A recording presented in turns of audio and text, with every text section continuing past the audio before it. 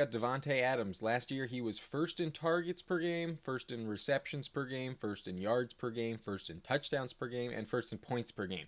So if you want to pretend like he's not the best receiver in fantasy football, that's a bit ridiculous. It's not like it was that close either. There was about a 4-point margin between him and any other player in half PPR scoring. That would be Tyreek Hill. I don't really want to talk about him anymore, but there's one little contingency aspect of Davante Adams. If Aaron Rodgers doesn't play for the Packers, then you can start to get a little bit concerned.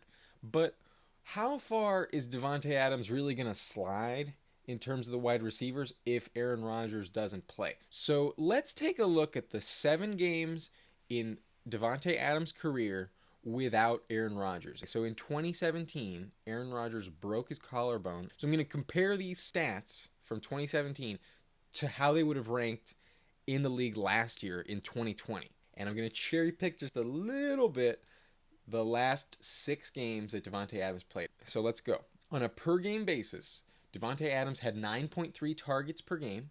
That would have ranked 8th in the NFL. 6.5 receptions. That would have ranked 6th.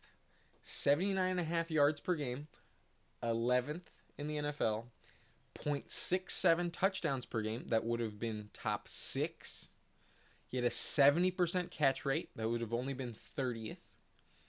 And he had 12.2 yards per reception. So that would have been 44th in the NFL last year. All of these stats together culminate in 15.2 half PPR points per game. And last season, that would have ranked 4th among all wide receivers in the NFL. Even if Jordan Love is the quarterback, as long as he can be as effective as Brett Hundley was, which isn't asking too much of him, then you can see Davante Adams remaining in the elite tier of wide receivers. And that's why if he slides to any lower than wide receiver 4 in the draft, he is a steal. And obviously, if Aaron Rodgers does play, then you know that you have the number 1 wide receiver in the league. So there's nothing but upside with Davante Adams. He's clearly an elite wide receiver.